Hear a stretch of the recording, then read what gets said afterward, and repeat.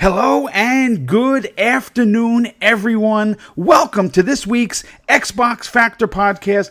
I am one of your hosts, MrBooMStickXL, and with me, as always, returning to his green seat all the way from Wales in the UK, I want to welcome my very good friend, the Welsh Gamer. How you doing, dude?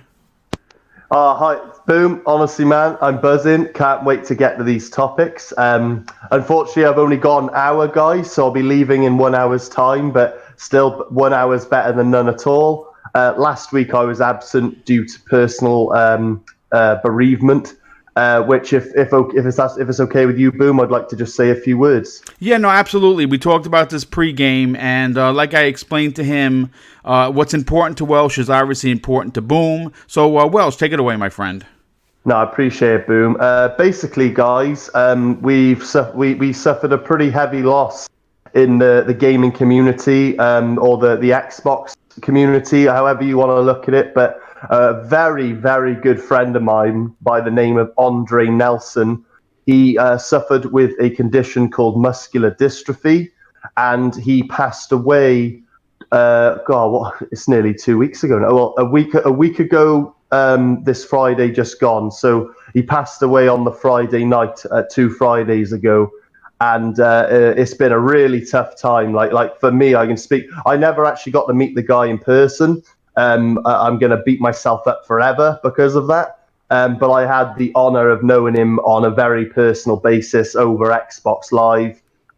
We talked and played games. I've known him for 6 years now, and yeah, it's been a tough time trying to get over, well, not get over, but process and digest the loss of such a dear friend, and he was an absolute legend. So I'd really appreciate it if people could just go over to Twitter and just just maybe say a few words, put a green heart down, and tweet something out, because his mum is on Twitter. Naomi Mendoza, her name is, and she is, she's grieving heavily, and your support would mean the world to her. Plus, he was a true legend, Boom. I don't know if you ever got the opportunity to speak to him, but considering the extent of his condition, you would never have guessed he was suffering. He was just one of those characters that just made you laugh. And and I even got his gamer tag tattooed on my arm. His gamer tag was Darth Merkham, and I'm gonna miss him terribly. But I just wanted to say a few words that you will never be forgotten. We all love you, and I hope you're at peace playing games, beyond the stars somewhere. Well, listen, sadly, I never got a chance to play with him, nor did I get a chance to actually speak with him. And it is always a sad thing when someone obviously passes away as a whole. Because, at the end of the day, folks, it's YouTube could be unfortunately looked upon as just people looking to get numbers, right? How many subs, how many super chats did I get today? You know what I'm saying? And for me and for the Welsh Gamer, my particular channel, but more specifically, this particular show was built. The foundation was made with the Xbox community in mind. And a couple of years ago, I obviously we lost Xbox Addict, who was by far one of the greatest people, but unbelievably one of the most super Xbox fans you can get. And to add someone else to that list, it's always sad. So yeah, if you don't mind, we're just going to take a few seconds of silence to pay respect, and then we're going to continue the show. So let's do that right now.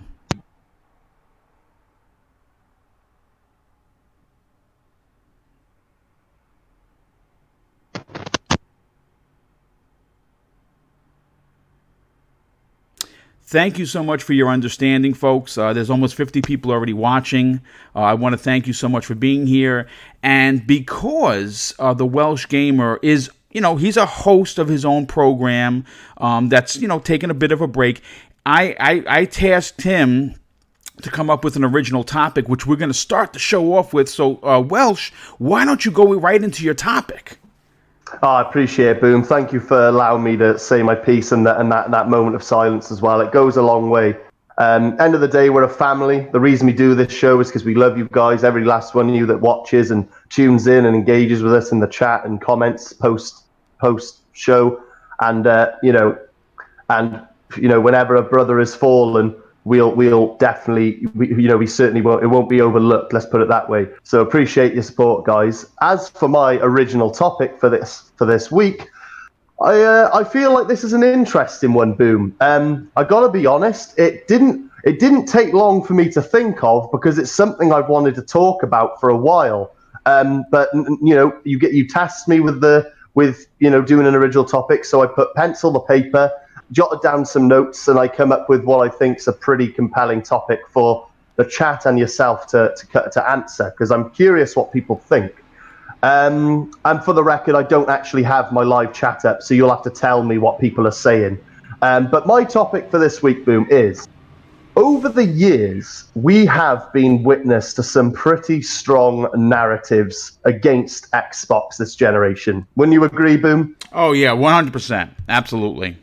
No, it's been plain to see. I don't care what side of the fence you are, what flag you fly. Like we've said before, time and time again, none of us mind. We're all gamers, and we love you because you love the hobby that we love. But from a gamer standpoint, it's been very, very, very plain to see. And all these narratives, I got a few I've jotted down here from. Xbox is a TV box, way back in 2013, 2014. The whole 900p versus 1080p narrative with, quote, Yoshida's quote, 1080p makes you a better gamer. Then you had the power narrative. Then you also have Xbox has no games. Xbox only has Halo, Gears, and Forza. And then you have Xbox exclusives lack quality. Xbox needs Uncharted level graphics in its games or they are dead on arrival. Xbox has power now, but where are the games? You can see where I'm going with this, guys, whether it was back in 2013 or just last week on a Twitter forum or Twitter feed or a IGN video. It has been pretty relentless, to say the least. And no doubt there's many more that I have forgotten to mention, but, I'm sure someone in the chat will remember the odd narrative that I haven't mentioned. But the ones I've mentioned are the pretty of note ones which was plaguing, our gaming feeds for months at a time. Not to mention the media bias. People can say we're wearing tinfoil hats, but it has been very present, the same way it was present last gen against the PS3. We're not hypocrites. We saw it back then and we're seeing it now, but this gen has been heavily against the Xbox. And then the Twitter trolls and YouTube anti-Xbox clickbaiting brigade for maximum revenue. To put it simply, guys, in a nutshell, it has been a popular thing this generation to criticize Xbox, whether it being warranted criticism or unwarranted criticism. So my question to you, Boom, and the chat, of course, is with Phil and team having done what was largely considered impossible, which is to turn the big ship around just in time for the Scarlet, having addressed every single narrative and much more, like giving us the Xbox One X, crushing the power narrative, and the 1080p versus 900p narrative, all that stuff, and then giving us xCloud and Game Pass, which we didn't even ask for.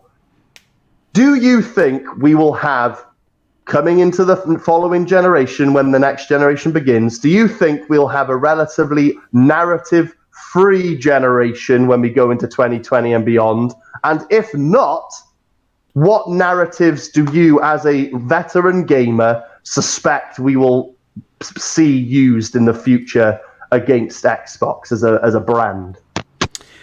Well, first of all, I want to say I love the question. I love the topic. I think it's a very thought-provoking topic, and I think that it could spark a lot of positive, comments, not only in the chat, but anyone that's going to tune in later on and want to respond to it by leaving us messages. But before I actually answer that, I have to make two quick shout outs and thank yous. First of all, Tasteless Genie drops a $2 super chat, and even though that's awesome, the fact that I think that he's new to the channel, because that's a name I wouldn't have forgotten. And he says, at work, but love your shows, keep it up. Well, first of all, dude, thanks so much for being here.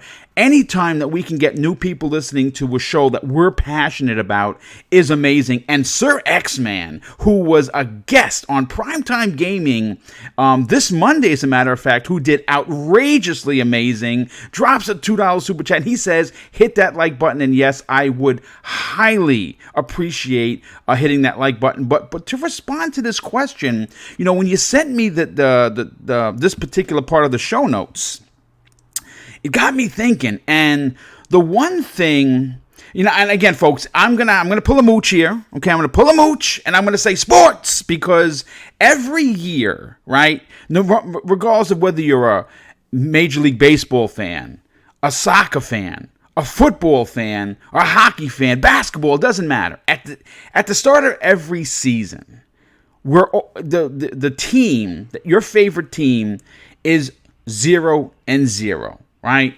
And the way a new generation is going to kick off in 2020, now that we know Sony has already confirmed that it's going to be out in holiday, Xbox has already confirmed that it's going to be holiday. We just don't have specific dates.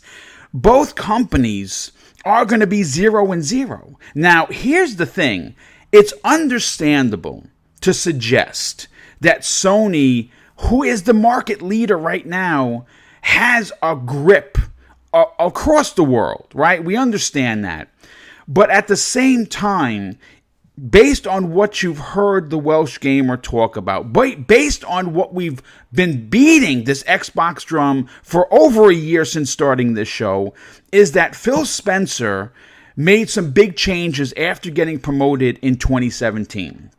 And regardless of whether you fly all three flags like myself, or an Xbox flag, or a PlayStation flag, or a Nintendo flag, you gotta give them the golf clap and say that, yes, what Phil has been able to do has been amazing. Now, the next generation's narrative, well, see, that's where I think we're going to start to see a bit of a change. When 2013 happened, right, basically Xbox stepped on their own D, right? That's basically what happened, and we saw that happen in the PlayStation 2 to the PlayStation 3. We've seen that happen from the Nintendo Wii to the Wii U. We saw it happen from the 360 to the Xbox One, and there were a lot of hurdles that they had to overcome, and they have done that. So now, when the new generation starts in just under 13 months, Xbox is going to have power, right?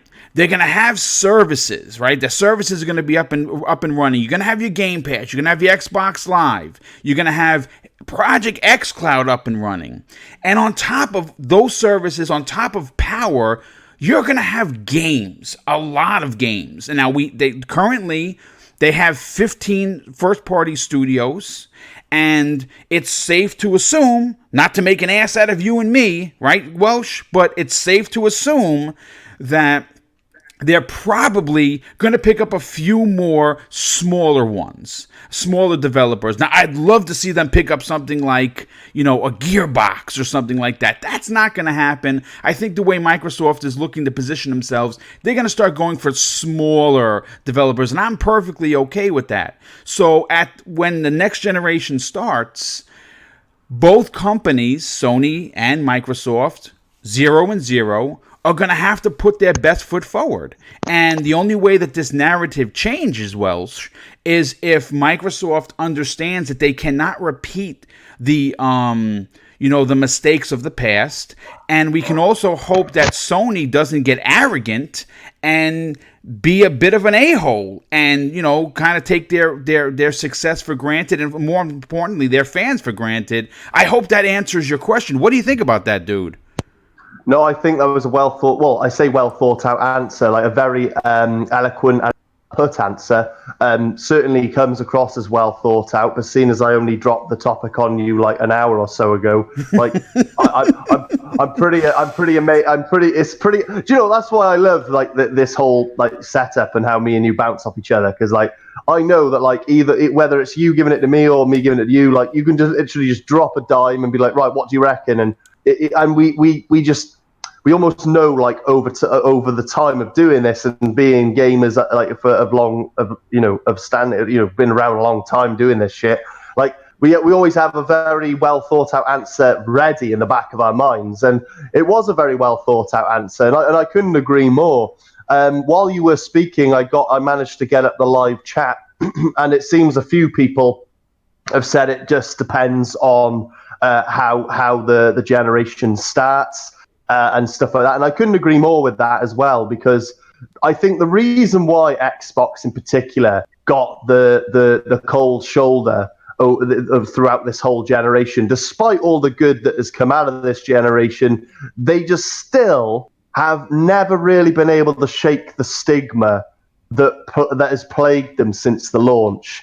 And I'm just hoping that with, like I said, the big ship being turned around in time for the Scarlet and when the new generation officially begins, I'm hoping now that they have every box ticked and every narrative has been squashed, I'm just hoping for both PlayStation for all of them, PlayStation, Nintendo, and Xbox. I'm hoping that when this generation begins, having that all three competitors in the gaming market have everything ready to rock and roll, I'm hoping that if there is any criticism on whatever side of the fence you're on, it's warranted and only warranted, opposed to a whole host of very unwarranted criticisms over the years, especially being aimed at Xbox. Like, they haven't been able to put a foot in the right direction, Boom, according to all these media sites and stuff like that. It's like whatever they do, which has been unanimously agreed by me, you, and plenty of other people as like great ideas, like Game Pass. Just look at, well, I say where, like, I should have put this as one of the narratives.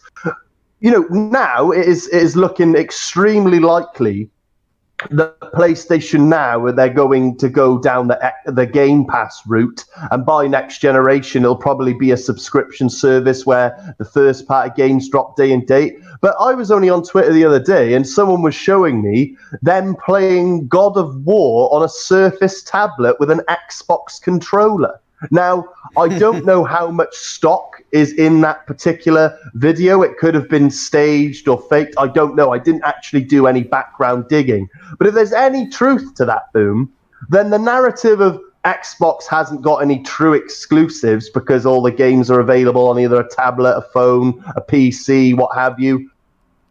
I mean, that narrative has squashed itself because it looks like PlayStation, likely Nintendo will jump on that. Oh my God, I really hope so. Let me tell you something. You know, and again, I don't think this comes off as a surprise. Oh my God, I can't believe what Boom's talking about. He's a prophet. You know, when you support all three consoles and you are someone who basically runs the household financially, sometimes you got to cut corners. You got to miss some games because listen, life gets in the way and adult responsibilities should 10 out of 10 times be put to the forefront. And why I love Game Pass is because it has literally saved me hundreds of dollars on games that I don't necessarily have to buy, especially the Microsoft first party. And I have been begging, you've seen me on Twitter, folks, begging for Sony and Nintendo to offer some sort of a deal like this. Like, I don't care if they go crazy and Sony says, okay, I tell you what, folks, $100 a year, $99 a year, you get the service that's like Game Pass, except for the PlayStation. All first parties, day and date, you got it. You also get the backlog of all these hundreds of PlayStation 2, PlayStation 3 games, and PlayStation 4 games, right? It's great. And you get PS Plus with that. They'd make a whole big package. They make the ultimate package, like the Xbox. Sign me up. If Nintendo does it, sign me up, because I really enjoy. I mean, think about it. All of my support for Nintendo and for Sony are through the first party, and they have a lot of games. So just think of 2 games would cover the cost of an entire year. And if Sony releases 4, maybe 5, right? First and second party Sony games per year, it's a tremendous saving. Same thing for Nintendo. Like this year for Nintendo, Welsh, my God, it's crazy how many first party games have come out, and it would save me a ton. So yeah, I hope that they do that. Oh, mate, I mean, like we've said time and time again, Xbox innovates and always pushes the boundaries. They're always the first to try something completely out of the ordinary and new. And sometimes it doesn't work out, but a lot of the time, especially this generation, it has worked out. And Game Pass is one of those things. The Play Anywhere initiative, and that started a whole new narrative of Xbox doesn't have true exclusives, this, that, and the other. But I've said since day one, and people laughed at me. I even did a video about it.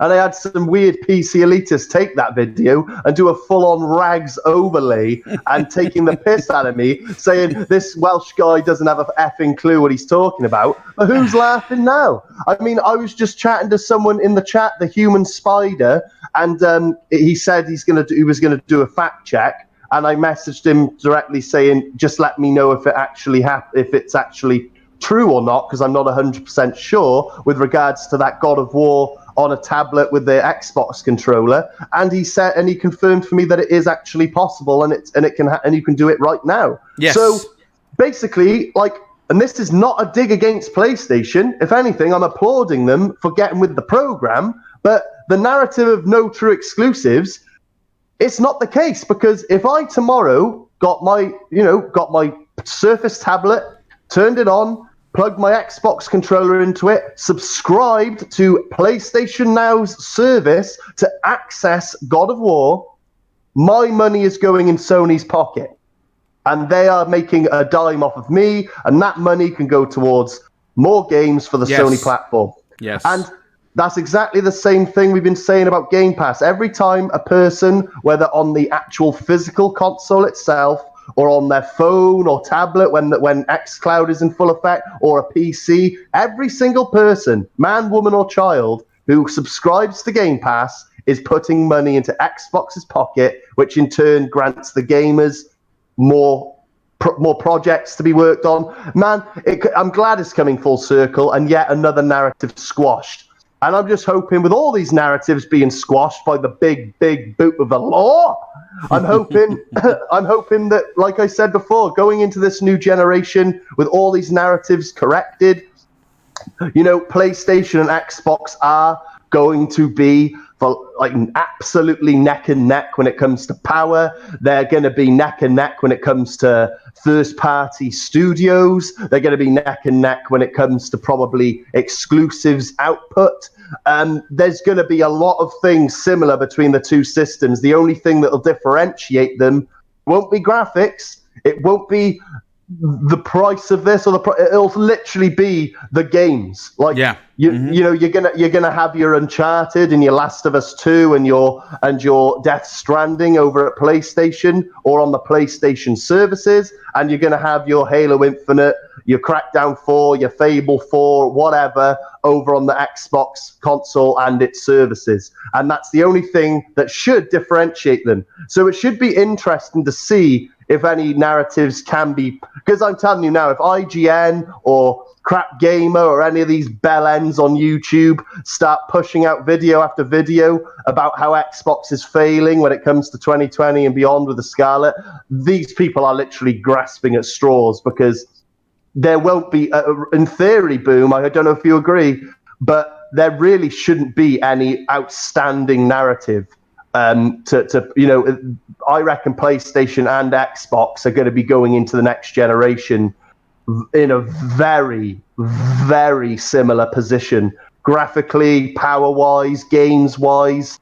It's literally just going to come down to one question: what games do you prefer? If you prefer Death Stranding, PlayStation's for you. If you prefer Halo, Xbox is for you. and it shouldn't really come down to anything else. That I don't know what else to say. So when it comes to 1080p versus 900p and all these bullshit narratives, I'm hoping they are a myth and a thing of the past. Well, I mean, like I said, it's going to be very interesting to say the least, and because it's a new generation, it is technically a clean slate. And if you go based on what Phil Spencer and the team at Redmond have been up to in the last 18, 22 months, right? Like I said, you harken back to E3 2018, moving forward, right? It's probably, I don't know, anywhere between 14 and 16 months, right? And there's a lot that's been going on. And, obviously if nothing had been done, then a lot of us, including me and you, would have been like, we've questioned. Listen, I think it's been perfectly understood that when there is something to talk about that regards negativity or like a criticism, constructive criticism, you and I will gladly talk about that on the air. But I think that the narrative for clicks and number baiting is become just be a negative bastard, and you're going to get subs and you're going to get clicks. And you know what? I said this to you privately, and I'll say it publicly right now. If I have to change in any way from being the quote unquote officer friendly, then I'll effing quit the business. Because this is what you get, folks. Now, again, if there are tons of negative shows that you can go and listen to and get your jollies off, that's fine. But if you want positivity, you turn into the Xbox Factor Podcast Weekly, and you're going to get a great show if you're an Xbox fan. But this was a great, thought-provoking topic, and I want to move in because we don't have a lot of time, and I want to. Can I just throw one more question your way? Yeah, sure. Go ahead. And for the chat as well, please, guys, let me know. But let's just play hypotheticals here. Clean slate, 0-0, as you said, like the NFL season with your favorite team or whatnot. Just picture this: 2020 PS5 and Xbox Scarlet release. They've both got a very powerful system. Let's just say they're very neck and neck, possibly even the same specs, very similar. They've both launched with like at least 5 or so, games. So everything's fine. Everything is very much the same. That there's no outstanding narrative to be pulled. Here's the question I have for you and the chat. Will that ultimately, for the first time in 5 years, 6 years, force the gaming media, not all of them, but the ones, we don't have to use your imagination, folks. You know who we're talking about. But will it actually force, for the first time in years, the gaming media to actually do their job? Well, that's a great question, and it's really, what it's going to come down to is if they are covering one entity more than the other.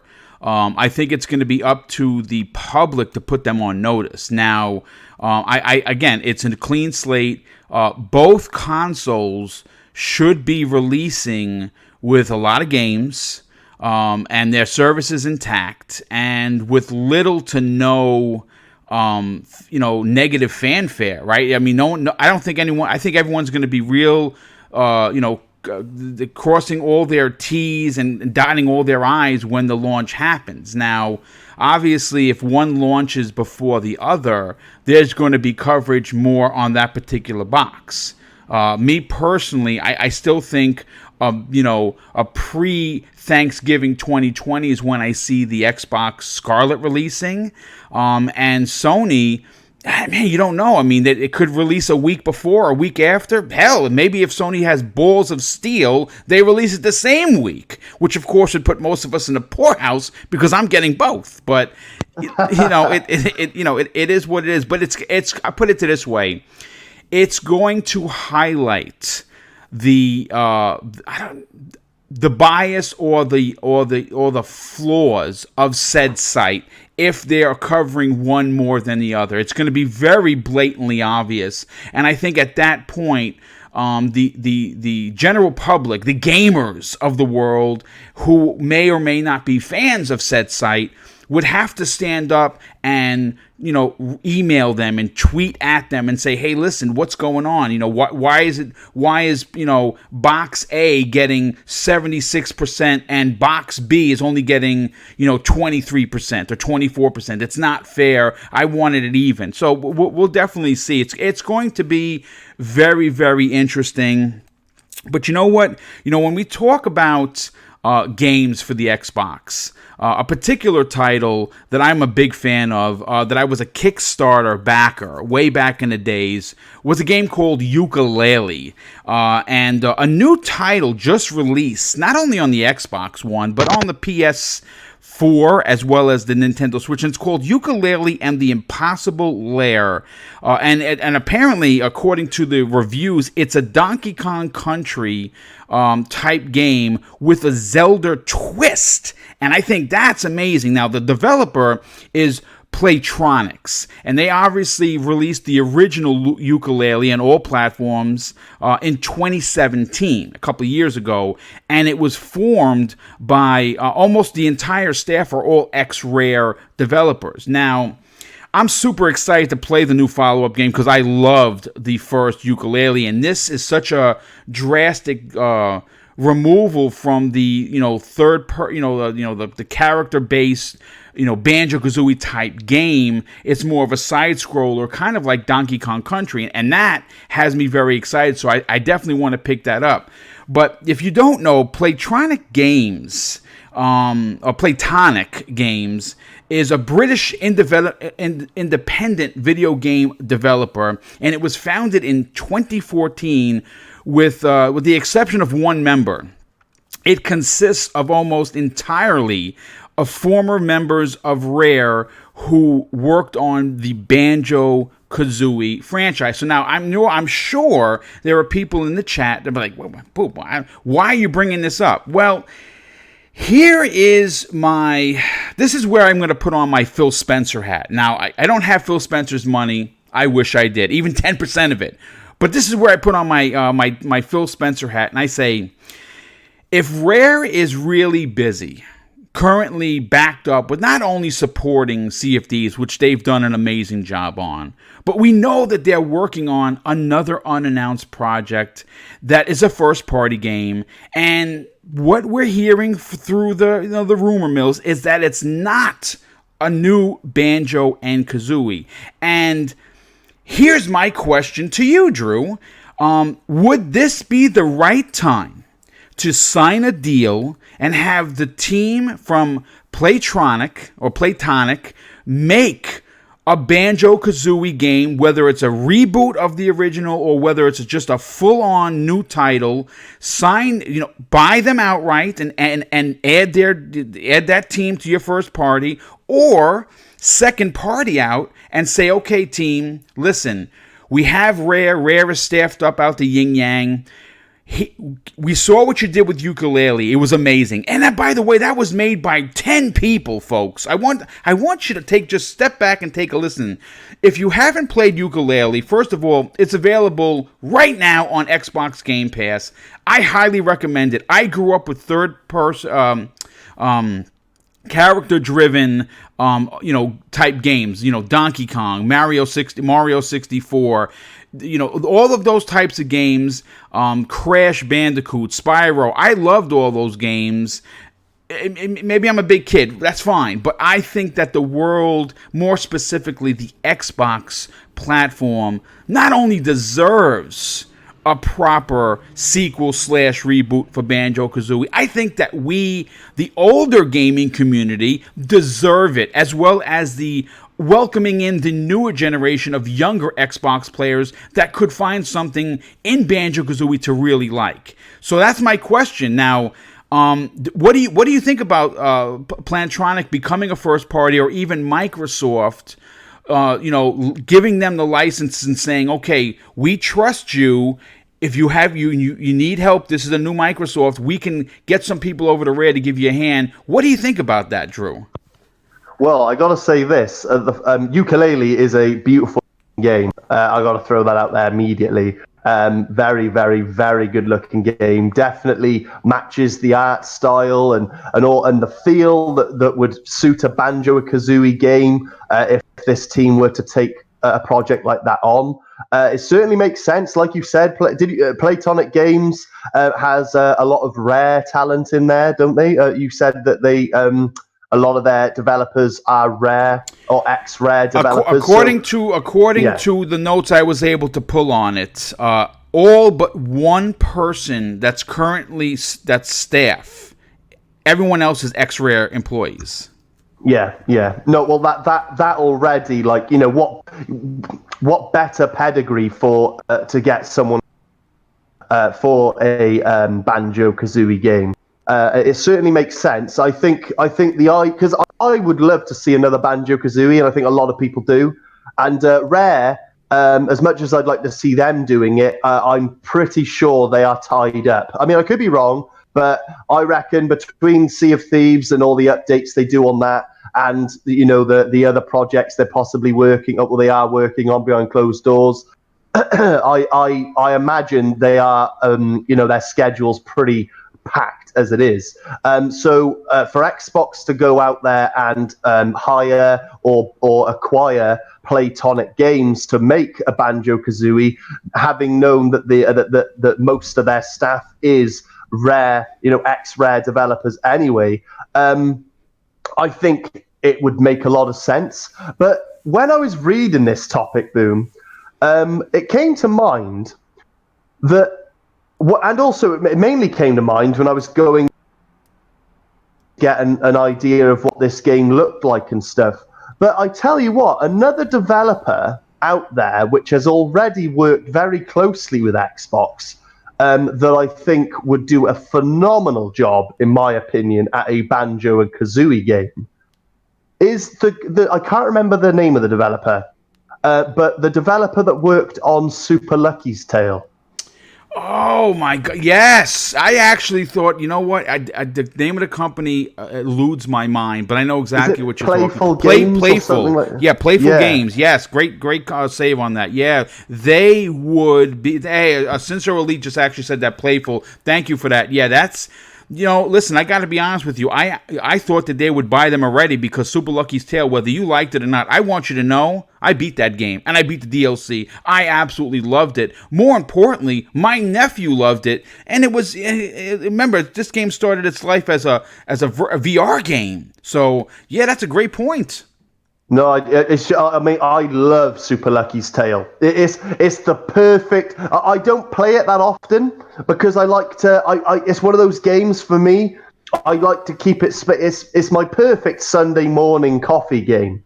I love just on a Sunday morning or a Saturday if I've been out on a Friday and I'm slightly hungover. It's one of those games I just want to kick my feet and have my coffee to my right. I'm in my dressing gown, and it's such a chilled game, man. And I really rate Super Lucky's Tale. And I want to see a sequel. And I'd love to see them acquire Playful and get them to make those style games. Because I'm totally hearing you, Boom, when you say Playtonic. And everything you've said makes perfect sense.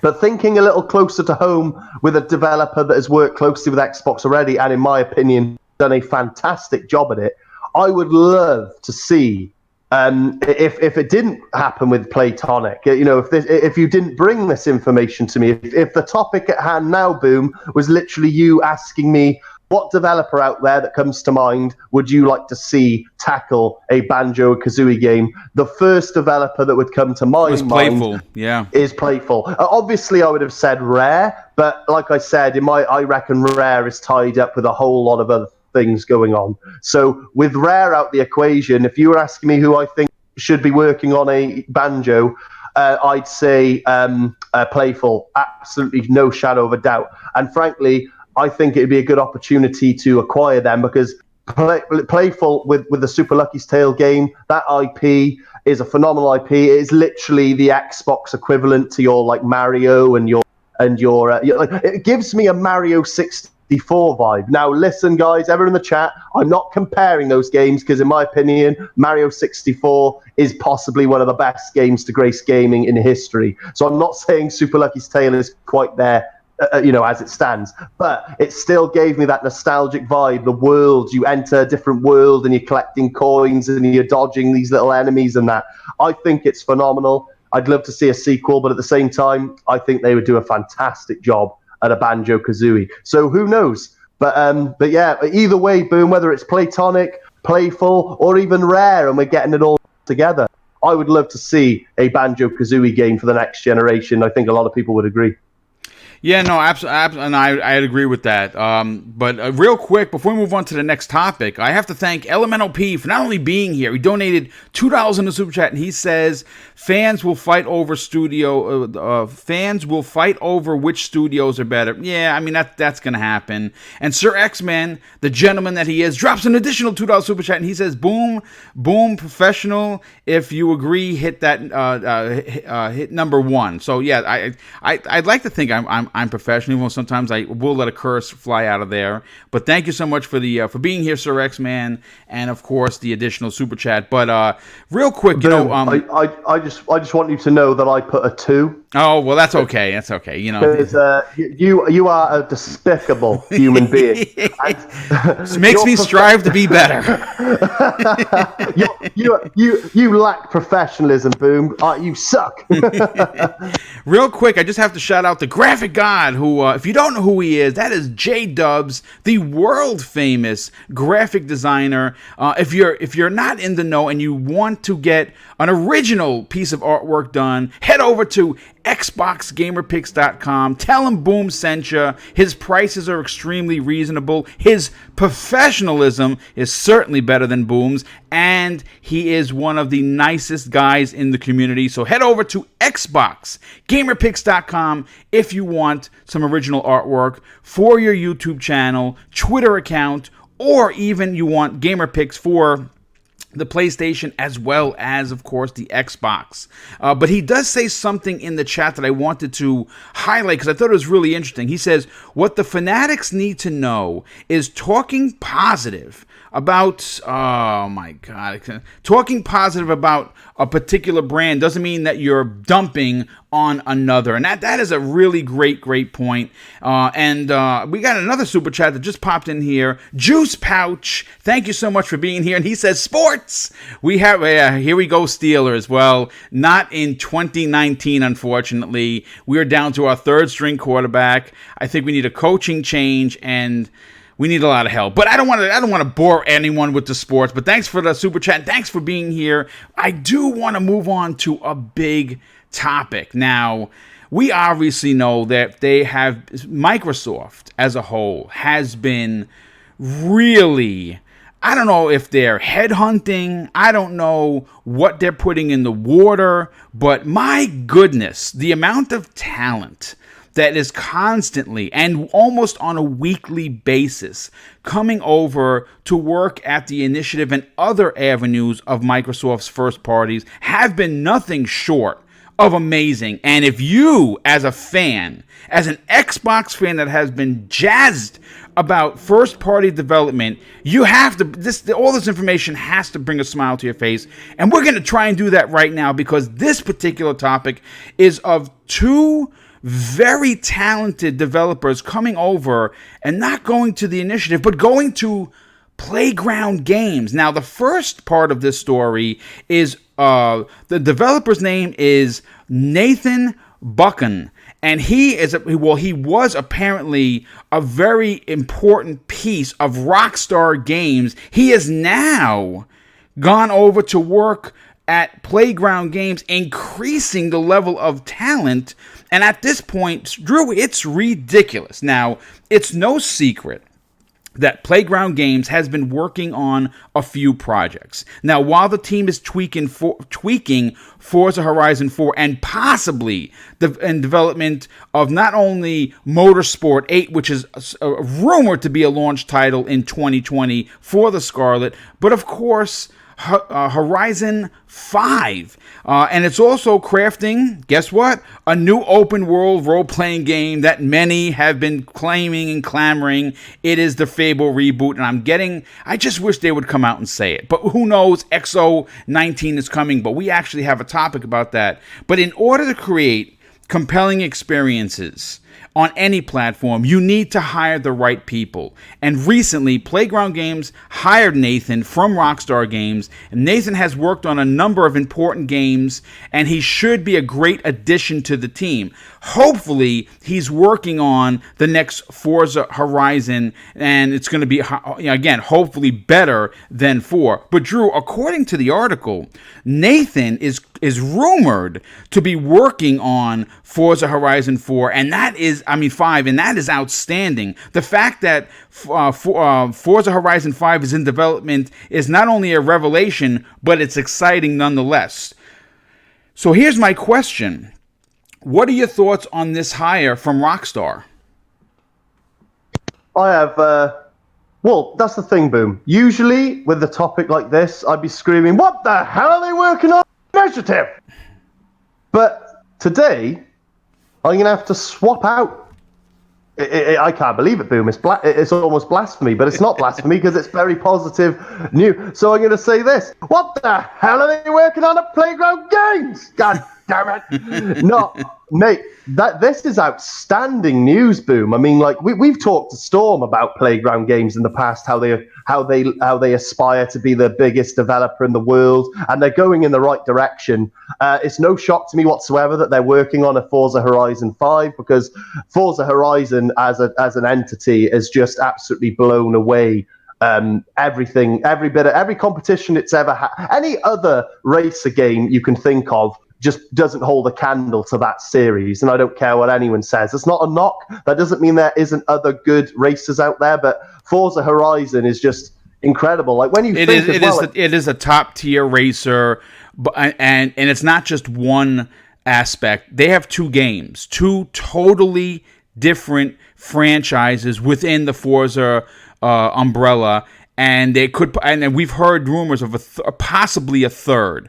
So yeah, listen, Gran Turismo, which is something that every racing fan back in the days looked forward to, they have lost their shine. They have lost their credibility because the last one was okay. It was okay. It wasn't terrible, but it wasn't up to what I remember back in the early PlayStation 2, PlayStation 3 days.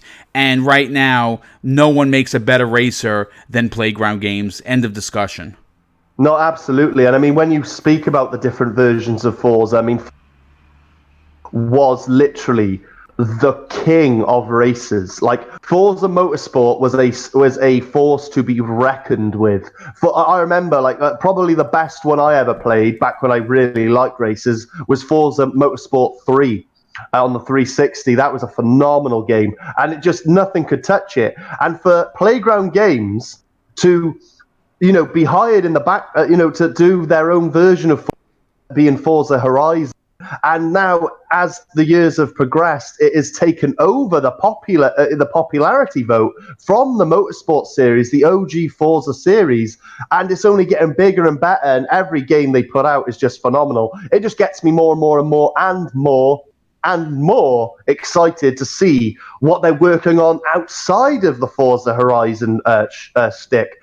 And the fact, onto the topic at hand, Boom, that we have some very talented individuals from none other than Rockstar Games, which is, as we've said before, alongside CD Projekt Red, possibly the best development company in the world. Giving you games like Red Dead and GTA. So for someone to come from, yet again, Boom, and I've said this about the initiative 1,000,001 times, these guys have very established positions. You can't really do much better than Rockstar. If you've got a job in the Rockstar Games building, as long as you're good at what you do and you're consistent and you turn up to work and you put 110% effort in, you've got a job for life. You are made for life. You are an established working force in that building, and that is something you should be very proud of as an individual in that industry. So for someone like Nathan Buchanan to go, yep, this is great and all, I love it here, it's been a dream of mine to develop for a company like this, but I'm going to go over to Playground Games and work on whatever it is they're working on. Hence, what the hell are they working on a Playground? Now we can speculate. I can pretty much say for certain that whatever they're working on over there outside of, obviously they're working on Forza Horizon 5. There's long, lengthy theories out there from me as well. I'm no stranger to them, that it's a Fable game. But whatever it is, Boom, like it's obviously, like the initiative, like we've said before, it's obviously attracting some talent. Playground is adding a lot of bloody fuel to their fire, if you will. And it should make for a very interesting reveal when we finally see, fingers crossed, maybe at X019, as Aaron Greenberg has said, there's some massive surprises coming. Hopefully this is one of them. I hope we get a look behind the curtain, because for Playground Games, I could argue, doesn't even need the extra help. But they're stacked with talent already. I would agree. Exactly. So if they're still because that's what I mean. Like, put it into perspective. They're not this scared child in the corner of a dark. Please turn on the scared. No, they're very, very, very stacked with talent, as you said. They don't need the help. I think they could do this all on their own. But the fact that you're getting talented individuals, from a few other places, but in this case, Rockstar Games, coming over and being like, yo, like, I want in on this, speaks volumes for me on whatever it is they're working on. Once again, being that Playground Games is an aspiring developer and want to be the biggest and the best, I wouldn't be surprised if, a lot like the initiative, they're pushing the boundaries with whatever they're working on, and it's attracting talent from around the block a lot. Because, like I've said before, Boom, like drawing a picture or painting on a canvas or whatever. This is an art form. The development of games, whether it be an indie title or a full-on AAA or quadruple A game, it is an art. It is an absolute art, and it's a labor of love for these people. And like, what I'm getting at with this is, like, have you ever seen those like street collaborations with artwork, spray painting, pavement art? Like, yes. You literally, they hold these things like in the middle of London and stuff like that. They do it in America as well, where artists from around the world meet, like a Comic-Con, and they collaborate with these massive art pieces, and they create some absolutely beautiful things. And that's what I think of with something like this. I just think that someone like Nathan Buchanan has looked at whatever it is that Playground is working on and gone, dude, like, I want to put my name on that. I want to get involved in this. And if that doesn't get people excited, or at least foam at the mouth a little bit at, like, what the hell are they working on over at Playground? Like, I don't know what else to say to you, because, like, they've already got a smash hit on their hands with the Horizon series, but whatever they're working on is clearly grabbing the attention of some big names. So, mate, if you're asking me how I feel, wow. If I can't say it, I don't think I can say it any more than I just did, but this is exciting. Well, listen, before we get on out of here, there's one additional. First of all, the first story that I pulled was from Windows Central, which I enjoy a lot of their stuff. The second story, the credit goes to Respawn First, is where I pulled this story, and Welsh continuing with more big time hires at the house that Halo built. We have another story. Star Citizen producer Matthew Lightfoot has joined Playground Games for its upcoming RPG game, rumored to be Fable 4. For this new RPG game, Playground Games basically has been on a hiring spree. Now, Matthew Lightfoot joined the development team last month as a producer for the upcoming RPG. Matthew has worked as an associate producer before being promoted to the producer role at Cloud Imperium. Lightfoot was at Cloud Imperium for 4 years and helped develop Star Citizen. Now, Playground Games has been at the helm at this RPG ever since the cancellation of Fable Legends 3 years ago. Many rumors and reports obviously point to Fable 4, but this could very well be a brand new IP from the creators of Forza Horizon 4. Now, over the last 2 years, the studio has hired talent from, and get this, BioWare, Motive Studios, Guerrilla Games, Ninja Theory, Rocksteady Games. I mean, the list is bananas. Now, developers who have worked on Horizon Zero Dawn, Grand Theft Auto 5, Hellblade, and Metal Gear Solid are coming together to create the new AAA whatever IP, whether it's a reboot of Fable, whether it's a completely new IP altogether. All I can tell you is that if that does not get you excited as a fan of Xbox, I'm here to certainly tell you that maybe this platform is not for you, and or to check your pulse because you are probably one of the Walking Dead. Playground Games studio director Gavin Rayburn stated the following when asked about the development team they are putting together. And this is what he had to say. And then, Drew, I'm going to get your opinion and then get you on out of here. He says, I'm really pleased with the quality of the team we're building here at Playground. We continue to attract world-class talent from around the world thanks to our exciting projects, okay, with an S. Okay, it means that there are multiple projects, and the passion of our team. It's been a fantastic start for our second studio, and I look forward to seeing it continue to grow over the coming months, which means they're going to be doing some more hiring. Drew, it's safe to say that whatever Playground Games is working on, it appears to be in the right hands, and every Xbox gamer should be out of their mind excited and also have high expectations for the new IP that's slated to be on, whether it's Fable or a new IP. It's going to be an open world game, and they have a lot of people with the talent working on this game that worked on other big time Sony games and third party games. What are your thoughts of this additional hire? First, what the hell are they working on a Playground? I had to get another one in.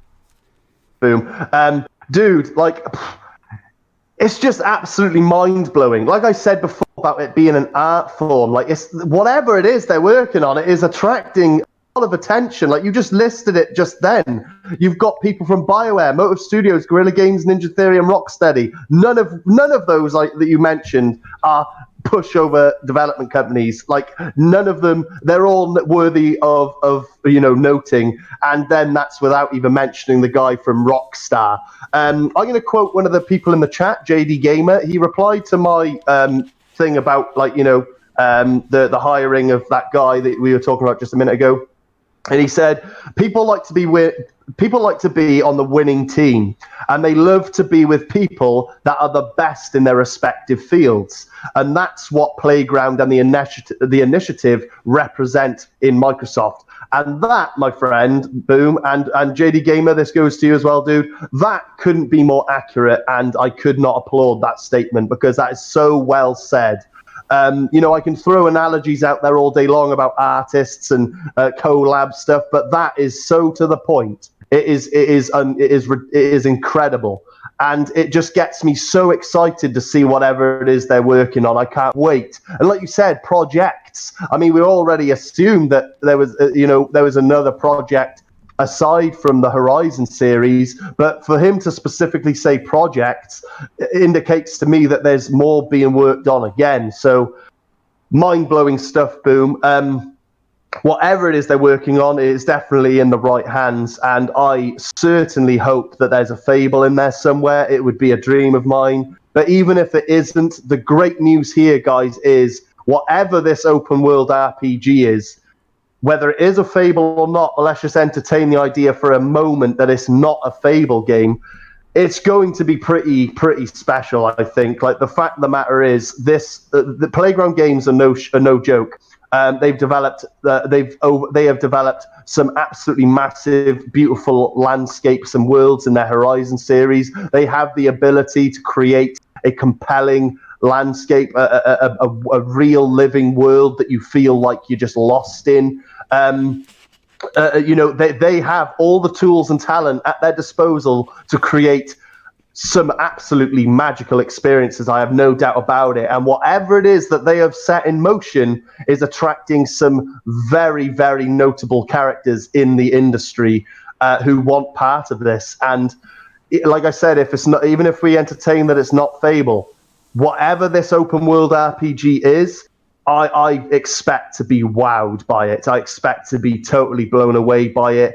And like I've said before, Boom, like when I think of an open world RPG, I think of like, when I think of the standard that needs to be met in order for it to be a good, considered a great, RPG, I think of straight away The Witcher 3 and Red Dead Redemption 2.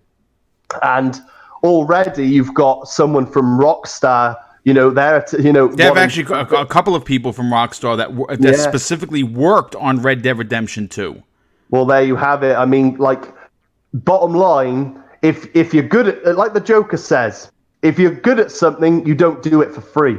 So clearly, they have a knack for building these incredible open world experiences, and they've seen what Playground is working on, and they're like, I want to get in on this. I think we can help each other. We can make a very, very good game. Look at my pedigree. You played Red Dead 2? Yeah, that was me, bitch. Like I can just imagine, honestly, and then that's just one or two or three people out of a whole host of talent that they've like managed to get on board. So to wrap up, because I have to go, I'm very excited, Boom. Excellent topic. Mate, honestly, excellent topic. And whatever Playground is working on, man, honestly, it's got my mouth watering, because over at Xbox, if you are not excited for what Xbox has in store for us, oh man, there's so, like Boom said, obviously Xbox just isn't for you, which is fine. You don't have to like what they're doing, but between the Initiative and Playground and Ninja Theory and all these other acquisitions that are working on these secret projects that are attracting talent across the globe, and oh man, I'm just praying, Boom, that X019 gives us a glimpse. I mean, on the topic of X019, that is like Xbox's personal E3 outside of E3. So what better place to announce something like this? It's outstanding. Very, very, very excited. Everyone in the chat, thank you very much for turning up. I do apologize. I've only been able to give you my time because literally I've got 1 minute to get my bags, get out to my dad's car so we can beat the traffic, because I'm going to visit my brother in London. Well, listen, thanks again for being here, dude. As always, safe travels. Hopefully you get there safe and sound with your dad. You have a great time. And we'll be back at this next week. And as soon as the show is over, I'll start working on the new show. So thanks for being here, dude. I appreciate it very much. And we'll talk soon. Absolutely. And I'll also put together another original as well. Nice. Well, thanks again for being here, dude. And again, safe travels, and we'll definitely talk soon. And now, I normally don't like to go with these shows solo because, listen, my wife says it all the time. I'm very long-winded, and I can talk your ear off. So I'm going to try and give it the old college effort and continue the show at least for another half an hour. And if it's going well, I will, of course, try and do all of the topics because I wrote a massive show for today. But first, I want to say a big thank you to Victor Alistine, who drops an outstanding and very generous $2 super chat. And he says, what is your take on the Surface Duo? I think the Surface Duo looks amazing. Unfortunately, it's financially out of my wheelhouse for now, but I have been running this particular YouTube channel and all of my graphics and everything off of a Surface Pro 4 that Mrs. BoomStick bought me when I started this journey almost 2 years ago. And I love it. I love the Surface. I think it's a fantastic PC because I don't have a rig or anything. But I want to move on to the next topic, and I sent Mojo Blues a link to the Discord. I want to see if he gets in here. He actually just sent me a message. So we're going to see if we can get him in here. Oh, there he is. He actually is muted. So we're going to get to him in a second. But this particular topic, Mojo, are you there, brother? Mojo, are you there, bro? Hey, Boom, I'm here. Give me 1 second. I've got you coming through my headphones, and I'm getting like a double. Oh, okay. Not a problem. Well, we'll come back to you in a second. The next topic is an original one, and it's something I think is a little bit, it's important. X019 is a little more than a month away, and I think that every Xbox fan will be holding their breath in anticipation thanks to some very interesting comments from Xbox marketing general manager Aaron Greenberg. Now, he specifically mentioned that people at Xbox have a lot of surprises planned for the show, which will include a lot of content from both first and third-party studios. But it's what he said that has me very excited. And then, of course, I'm going to get Mojo Blue's opinion on this after I read what Aaron had to say. And then, of course, I'm going to reach out to the chat and see what you guys, what your feeling on it is. You know, this is what he had to say. As we get into the holiday, we really brought back the spirit of XO, which was really all about celebrating all things Xbox. E3 is traditionally more of an industry event, whereas XO for us is really focused on the fans and our gamers who just want to celebrate the Xbox brand. That's what we did for XO last year in Mexico City. That's what we're going to do again for X019 this year in London. He continues, and he had a lot to say. We do an Inside Xbox show. We do a live show. It's our biggest Inside Xbox show of the year. We have a lot of surprises planned. We have a lot of content coming from both the Xbox game studios as well as third-party partners. We have some surprises planned, and I'll leave it at that. But yeah, I think we're going to have a great show. Now, he also says we also have a lot of games coming out in the spring, and I think that it's the biggest lineup of games we've ever had in the spring to date. In that window of time between XO and E3, we have a lot of stuff to show, and people can get their hands-on time with it and talk about it. So that will hopefully be some goodness for the fans that at the point will already make their holiday purchases. And they'll be thinking about what they're going to play in the spring and what's coming to Game Pass in the spring.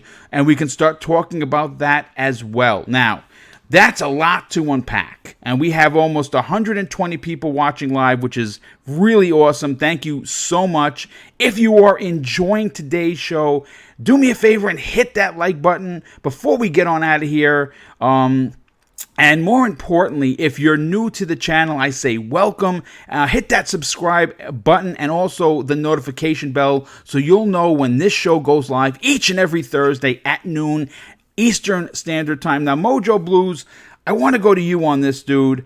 X019 is going to be a big event. In fact, despite the fact that it's in London, which is a very, very big place to have it, it is one of the biggest Xbox shows that's going to close out 2019.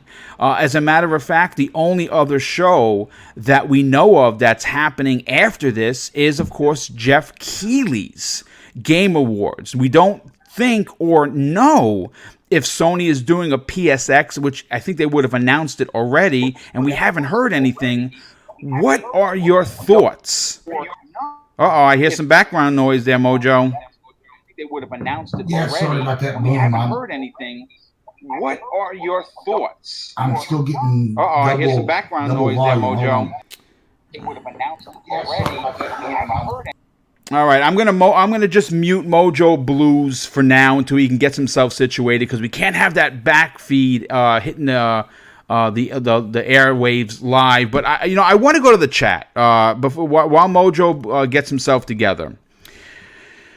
What are you personally expecting from X019 in a show that could logistically put forth some really, really big surprises? I'm interested to see what the chat is. I Sleepy Goblin saying, yeah, I hear Boom twice. Yeah, I just muted Mojo Blues. I'm going to probably have him come back out and then come back in until he can get himself situated with the mic because there was definitely some background noise. But my question to the chat is, what exactly are you personally expecting? Because, I've heard some people talk about it, and they have said that they have low expectations because E3 was E3. Now, I thought E3 was great. Maybe because I was there. I don't know. Maybe I'm biased, but I really enjoyed what Microsoft brought to the table. But in my personal thinking is they're going into next generation the minute 2020 starts. Yes, we understand that the console, the Xbox Scarlet, is not going to be available until holiday of 2020. We know that E3 in 2020 is going to be basically Microsoft's unveiling party. What the console looks like, how much the console is going to cost, what games are going to be available for it at launch. But I want to know what the chat is expecting, because some people will say, well, Boom, there's not really a lot that they can talk about. Well, I would beg to differ, because they could make a couple of studio announcements that they've added to the first party. They could talk about games that are coming in the next, and he said it, between XO and E3. That's a lot of months, you know what I'm saying? XO is in November, and E3's in June. So that's a significant amount of time. That's at least 8 months, right? So they could talk about games. I mean, maybe we hear about Ninja Theory's new game, Bleeding Edge. Maybe we're going to get a release date on that. What do you guys think? And I'm going to check with Mojo and see if his mic got situated. All right. Mojo, are you there, brother? Yeah, I still hear the background noise, brother. I'm sorry. Wow. Okay. Let me, yeah, I don't know what else I could do. I was getting like double audio because I still had you open YouTube, and then I had you in Discord. Yeah, I'm not sure. I don't hear it now anymore. Did you close something? Can you hear me now? I do hear you, but I'm just trying to see if the chat hears me as being a double audio. Chat, help us out here while we try and figure this out. Do you hear me twice? Yeah, they do. I hear it. Yeah, Mojo, I'm sorry, my brother. Listen, I'd love to have you on, but I really, the double audio is going to be tough for the listeners. Oh, yeah. No, totally understandable. Don't do that to the people who... All right, my brother. Well, listen, thank you again for being here. Do appreciate it, and we'll have you on the show in a future episode. I appreciate you reaching out to me. That was very kind of you to offer you to be here. But, folks, here's what I have to say. It would be, I guess, foolish of me as an Xbox fan to say that they're going to unveil Killer Instinct 2, right? Because Killer Instinct 2 is, in my opinion, slated to be an Xbox Scarlet launch title. And I'm hoping that, in fact, is the case. Because I'm a huge Killer Instinct fan, and it would be obviously the Xbox One launched with Killer Instinct 1, and it would be really great to see 5 years later a proper Killer Instinct 2. I would, you know what? I mean, I know this is highly unlikely. First of all, before I get into that, have to thank Philly Eagle for not only just being here, but being awesome and dropping a $5 super chat. He says, "Gotta head to a training meeting. Great show. Chat's going great. Elbow drop that like button later, peeps." Well, listen, hashtag fun to you. Thank you so much, Philly. Really appreciate the super chat. But of course, I appreciate you being here each and every time we have a live show. That is greatly appreciated. But we have all heard rumors that there could possibly be a Fable announcement in some sorts. Now, is it unlikely? Highly. Would it be a showstopper? Absolutely. Now, think about this for a second, folks. A couple of years ago, Nintendo was having their Treehouse event. And while Reggie was still the president, he said, "We have one more thing." And all that they did was show the lights went out, screen came up, It was black, and it said Metroid Prime 4. The internet broke. In fact, I'm getting goosebumps just talking about it because I love events like that. I'm a big old nerd, okay? And I love getting excited about announcements like that because I'm a fan at the end of the day. I'm a gaming fan. I'm a gamer. I love everything about gaming. And I think it would behoove Microsoft, Phil Spencer, if you're listening, one, and you need help in marketing, I'm looking for a job. I'll even work in Game Pass because I've been selling the hell out of that on this show. So, hit me up in the DM. Let's talk. Okay. My entry level, low price because I'm retired. I don't need health insurance. I got it for life. But it would be in Microsoft's best interest, in my opinion, okay, to at least get someone out on stage and have official confirmation that they are in fact working on a Fable project. You know what I'm saying? More importantly, if it happens to be Playground Games, have the president of Playground come out and say, folks, hi, I am so-and-so from Playground Games, and I'm very excited to be here at X019. Phil Spencer, thank you for giving me the stage. And even though we don't have a lot to reveal today, I wanted to put all the fans' minds at ease and say, we are currently waist deep in development of Fable whatever. Call it 4, call it Fable Reborn, call it Fable whatever. I don't care. And what the entire world is going to stop in their tracks. And whether you are a negative podcaster or a positive podcaster like myself, everyone is going to have to stand up and take notice. And I think that it would be an amazing thing for that to happen. Another thing that I would love to see happen at X019 is maybe the announcement of 1 to 3 new studios that we've been all, IO Interactive, right? Osobo, right? We know that they're working on Flight Sim 2020. They're a talented team, which is a small team, exactly what Microsoft is looking for. IO Interactive, I mean, if no one's working on a Perfect Dark, right? They've done Hitman. Why not make a new Perfect Dark from the ground floor up and let IO Interactive, run that ship? I mean, first of all, I'm going to pose this. First of all, I have to say a couple of things. I can't chat at everyone. Lady Foxfire, darling, thanks for being here. If you're not subscribed to her, shame on you. She is a positive light in this community. Get over there, follow her on Twitter, and of course, sub her amazing YouTube channel. Crazy Greek Dude, my brother from another mother, thank you for being here. As always do. Eddie T, which I'm not sure if you're new or not, but if you are, I say welcome with open arms. Shisno Elite, who I said hello to before, but will in fact say it again. Here's my question to you guys. What developer do you want to see? Now, I know that someone in the chat said Bethesda, right? And of course, that would be ridiculous, but it would be awesome. What do you guys want to see? Gamer by Choice says he wants to see a new Hitman.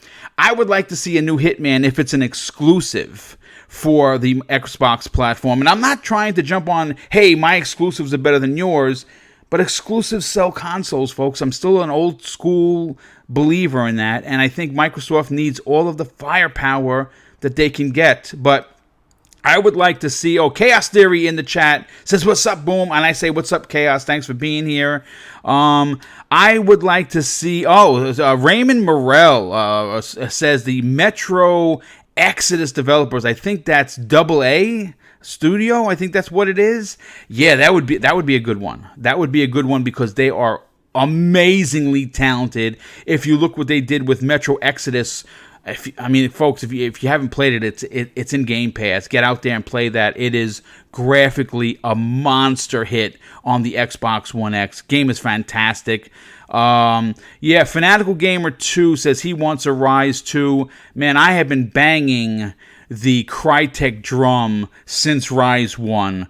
Now, I don't necessarily know if all of that talent is still there, but I will say this in regards to that developer.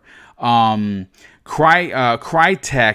has something called the Crytek engine, which still, to this day, is an amazing engine. If Microsoft did purchase that company, they could license out that engine, making money on the back end. But for the gamer that we all are, what I would love to see are two things. First of all, Rise Son of Rome 2, in my opinion, it's almost a travesty of justice that we don't have a second part of that game. Now, granted, if you load it up to this day and you look at the graphics, remember, folks, this was a Xbox One launch title, right? It still outperforms a shit ton of games that have come out as soon as this year. And that's really saying something to two things. One, the Crytek engine, and more importantly, the developers there. And the other thing, which I think would be really interesting, and Microsoft could make money on the back end of this, they could logistically put out an HD collection for $40 that includes... oh my God, I can't believe I had the name in my head and I cannot think of what the other name is. Oh my God. Someone in the chat, give me a hand. What's the other Crytek game with that's a first person shooter that was amazing on PC? I cannot think of it. My God, I hate when I have brain farts live on the air. It's terrible. Crysis, that's it. Yes. Crysis is a dormant franchise that has a lot of story to tell. And quite frankly, Graphic God with the save. Thank you with that, Jay. Really appreciate that. I mean, think about that, folks. They could logistically... Now, again, if you're Microsoft, I'm putting on the Phil Spencer hat here, and I'm saying I want to make money on the back end of this purchase.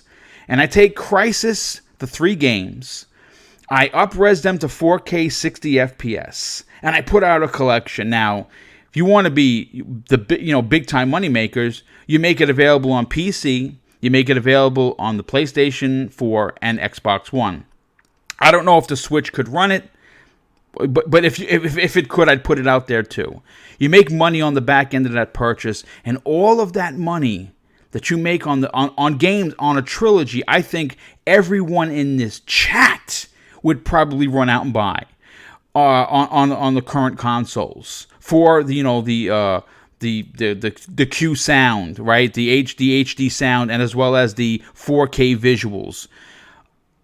They could back end that money on rebooting the franchise. Now, if you want to call it Crysis 4, I hear you. But if you want to go crazy and say, hey, we got the Crysis IP, let them go crazy and make a new one from the ground up. Retell the trilogy. I don't know. I mean, folks, again, I'm running this solo, so I have to kind of try and work the magic here. If you're interested in a Crysis reboot and or Crytek being purchased, give me a 1 in the chat, and if not, give me a 2. And if you do give a 2, throw an answer in there. Say, why wouldn't you want Microsoft to buy Crytek? And I'm very interested to hear about that. But, being that I don't want to stay too long in the tooth. First of all, JD Gamer drops a $2 super chat. JD, thank you so much for that. I do really appreciate that. The Cry engine is even more valuable for GameStack. I'm not sure what GameStack is, but I can tell you that the Cry engine is still a prominent engine. And to be honest, I think that it would definitely make Microsoft money on the back end for sure. Cybernox, what's going on, dude? He's in the chat. Thank you for being here, my brother. I'm doing it. Well, not the whole show solo. Thankfully, the Welsh Gamer was here to save me for the first hour, and I'm gonna probably cut it close in the next 15 or 20 minutes, because obviously it's better when you have someone to work on and ask questions to. But I want to talk about a story that, you know what, I'm actually going to save that for the Welsh Gamer, because we've been talking about this the last night for quite some time, and he'd be very, I think, disappointed if we talked about it. We're going to bring that up on next week's show. Now, real quick, I just want to address the chat, because obviously something big happened for Microsoft yesterday.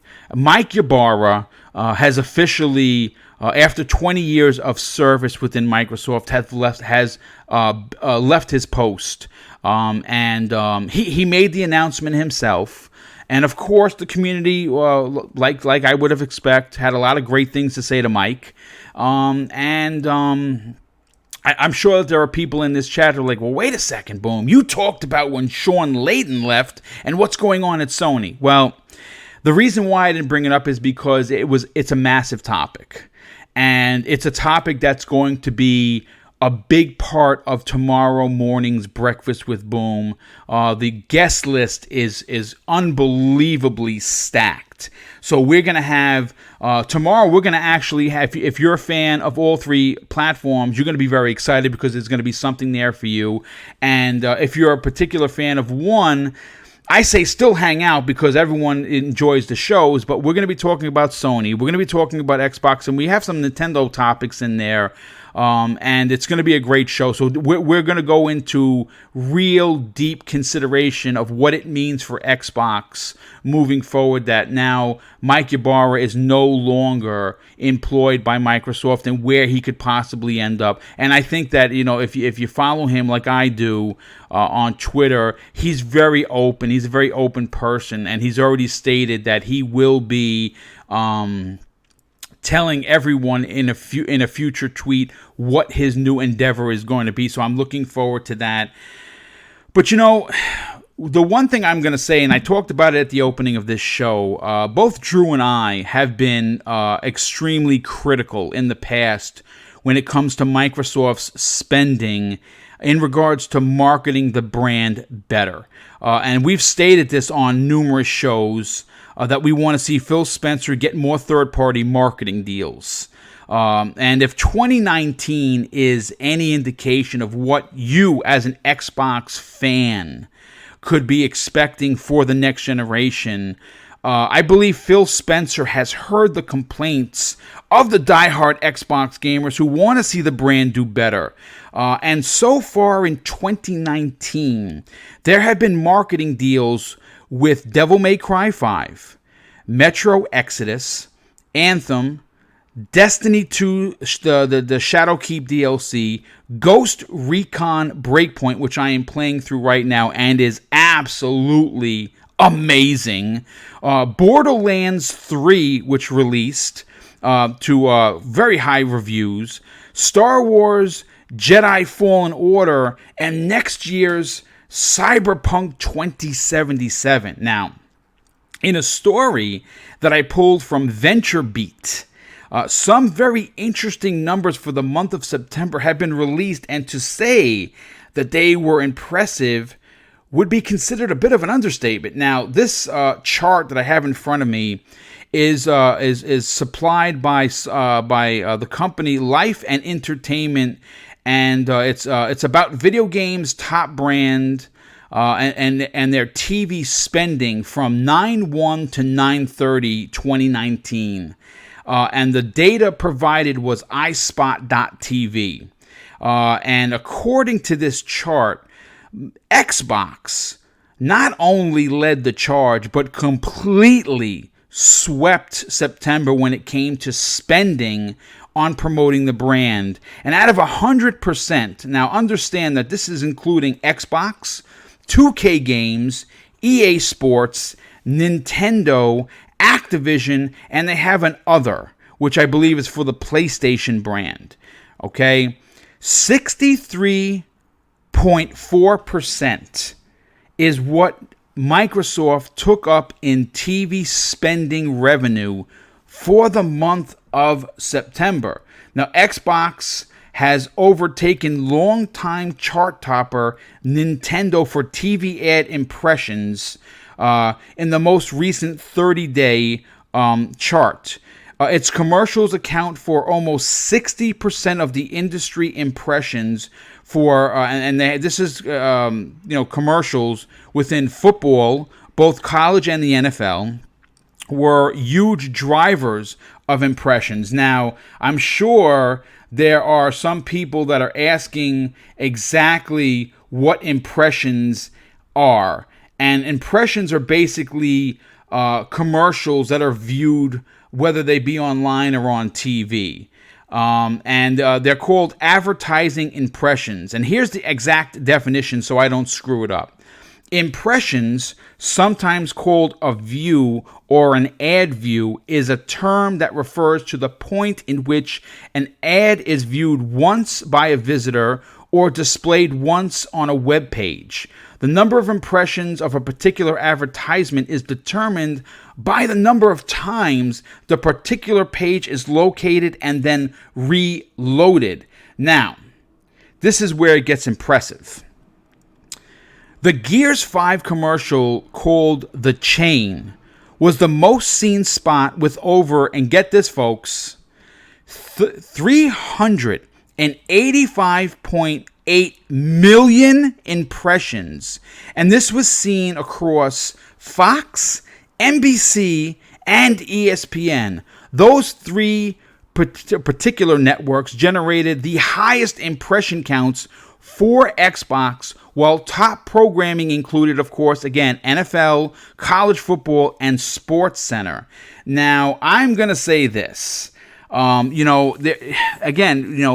talked about perception at the beginning of the today's show with his top, his originally made topic, and about how in the next generation, how could it be where is the next generation going to be a repeat of this generation in regards to coverage of the Xbox brand? And I say nay, simply because, like we stated numerous times, and again at the beginning of this show, that Microsoft and Phil Spencer more specifically have turned the ship around in a way that is extremely impressive.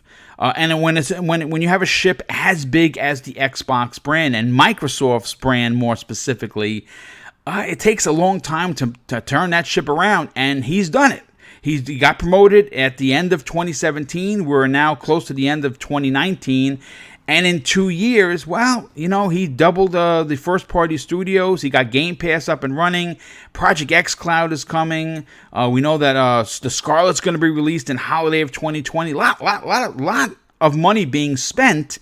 And this particular topic, I wanted to bring it up because I have been, listen, as a podcaster, as a content creator, I listen to tons of other shows. Of course, I enjoy RDX, which I actually have yet to listen to, and I heard Dealer, who is an amazing content creator, had nearly 1,000 people watching live. I mean, those numbers are bananas, but that's because those guys on that panel are incredible.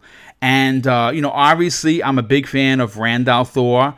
The Xbox 2 podcast I listen to, and there's plenty of people that I work with that I'm big fans of their shows as well. You have BitCloud Gaming. He has his show, which I'm a big fan of. We have, of course, the Basement Radio Arcade podcast that I'm a big fan of. I mean, the list goes on. Salty, who's in the chat, his show is amazing each and every week. A little salty sometimes, but that's his branding, but he does tell it like it is, so I do appreciate that about him. He doesn't pull any punches, even though if he insults you, he doesn't care because that's salty for you, and you got to appreciate the honesty. You have J Dubs, who not only is an amazing artist, but he also has a YouTube channel. I think everyone should go and subscribe so we can get him to that magic 1,000. And check out his Retro Renegades podcast that he does each and every week. I mean the list goes on and on, but there have been several, which I will not mention, that are the negative Nancys of the Xbox fan base. More importantly, the negative Nancys of the gaming, podcasting in general. And they're always talking about how Microsoft doesn't know what they're doing. They're not spending the money that they should to make the brand great again. And I'm saying, well, this particular topic kind of puts all that to rest. Now, again, if they weren't doing this, I would be the first one banging a drum that says, Phil, either you're going to fix it or you got to go. But Phil doesn't have to go because Phil is doing what he needs to do as the head of Xbox, and everyone that is in their positions seems to be pulling their weight. And like I said, I know that I've been a little critical of, let's say, for instance, Aaron Greenberg in the past, because I've always wanted Microsoft to be a more prominent brand, not just to the diehard gamers, but to the general public. You know what I mean? Look, I mean, and I know this is going to probably, piss somebody off in the chat, but I've always been a big fan of Sony this generation when it comes to their marketing. It's relentless. It's like a dog that hasn't eaten in 3 days. They get on that bone and they won't let go. And you have to tip your hat to everyone at Sony that has basically taken a stranglehold to the industry with their 100 million plus consoles sold. The PlayStation brand is a popular brand. And you know why it's popular? And you know how you know they're doing their job correctly? Because the casuals make up, I want to say, probably 70. Look, folks, I'm a realist. And I like Salty. We talk all the time. We like numbers. And I don't want to get ridiculous and say 85% of Sony's fan base is casuals. I don't believe that. But I'm going to say that anywhere between 70 and 73% of PlayStation 4 sold are probably the casual market, because the PlayStation brand is the cool brand. And it's the way that the 360 was looked upon back in the days with the casual market, right? Everyone was like, "Oh man, the 360, that's the cool brand. I want to get involved. I want to get involved." Now, in the next generation's coming, we're going to see where it's going to go. I mean, obviously, there's going to be a lot of people like myself who are going to double and triple dip. Hopefully, they release the Switch Pro next year, which I'm hearing is rumored to be happening. But it's going to be interesting. I'm going to say this: as we close in on over 90-minute show, I have to say that I have not really had a chance to look at the chat because I'm not that talented where I can read show notes, watch the chat, and talk at the same time. But I do want to say that it has been an amazing show. And, before we get out of here, because we have a few minutes, I'm going to go to 1:45. I've got another 10 minutes. I'd like to hear from the chat now that I'm going to take a minute to actually get a sip of water, so I don't lose my voice. MBG, JD Gamer, man, I used to be a fan of that dude. I was so disappointed with him when he switched. And I mean, listen, he's entitled to his opinion. He's all Sony. Good on him. I think a lot of it is a marketing thing. I think it's to get numbers.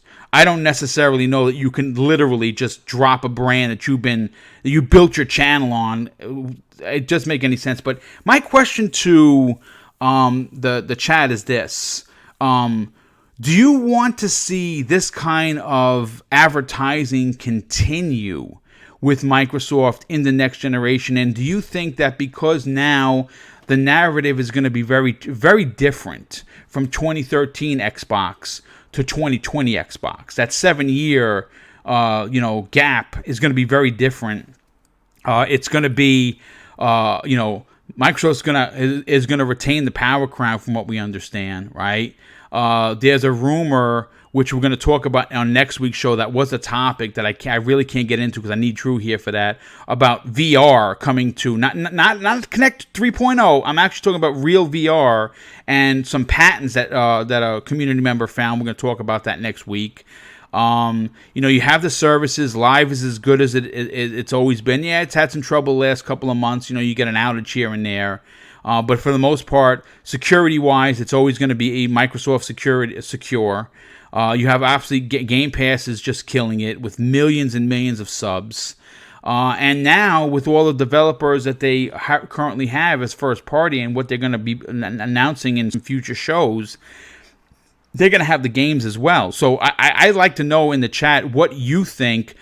Give me a 1 if you have full confidence that this is going to be a different Microsoft for the next generation, or give me a 2 and say, no, you think it's going to be much of the same that we've seen, the failures in this particular generation, and kind of throw out why you think that is, while I just take a swig of water.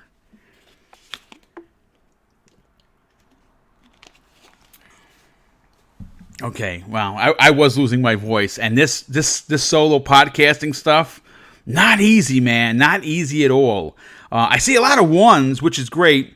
James R., he gives it 2. I mean, of course, he's entitled to his opinion, but there are a lot of 1s here. Shane Tomlin, thanks for being here, dude. He gives me a 1 times 3, which means that he's what do you call it? Very, very excited for the future.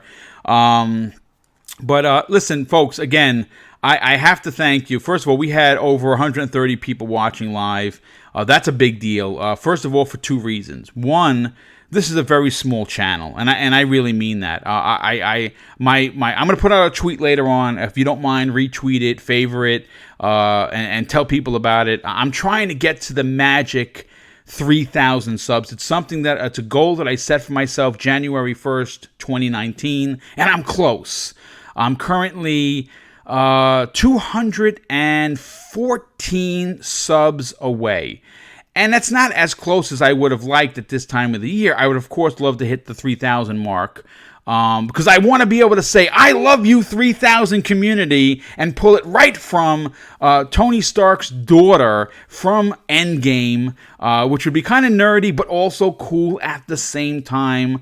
But more importantly, to have that many people sub, basically an unknown channel, because I mean, listen, folks, I'm not underselling myself. I know that I do good work, and people tell me that all the time, and to hear some of the messages I get of positivity is just brings a tear to my eye, to be honest with you, because quite frankly, I would not be here if it wasn't for you. I mean, that is the blatant reality. Without a community behind you, you're basically talking to yourself on the airways.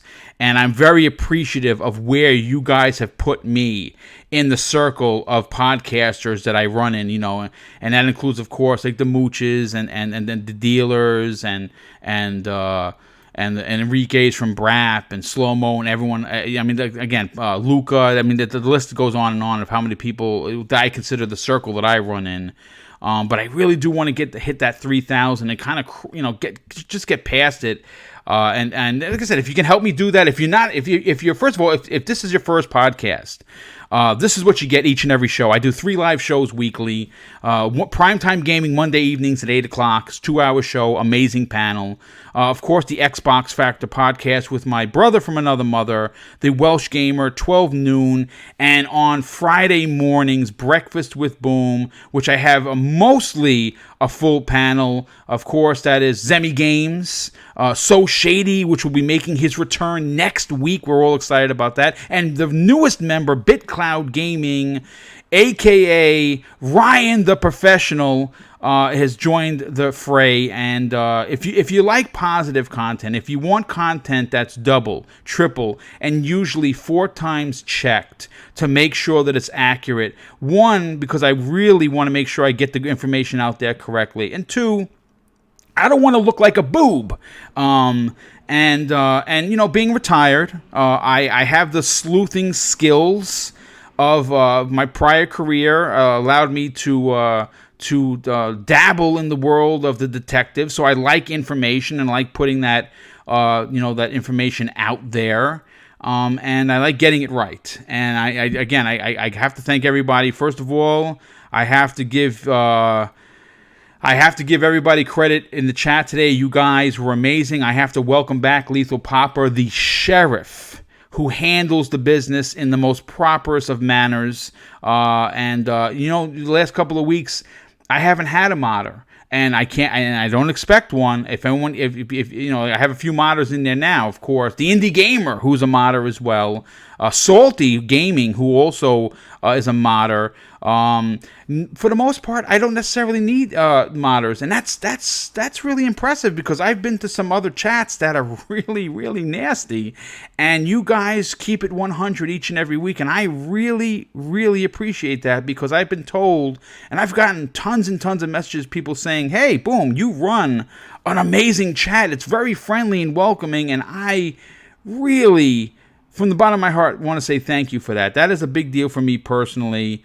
But yeah, I talked about my shows. The Welsh Gamer will be back next week. Before we get out of here, I have to thank everybody who dropped the super chat in. That is a really big deal. I also want to thank the channel members by name. I mean, I started the channel member thing about 2 months ago, and the outpour of support for the channel membership has been crazy good.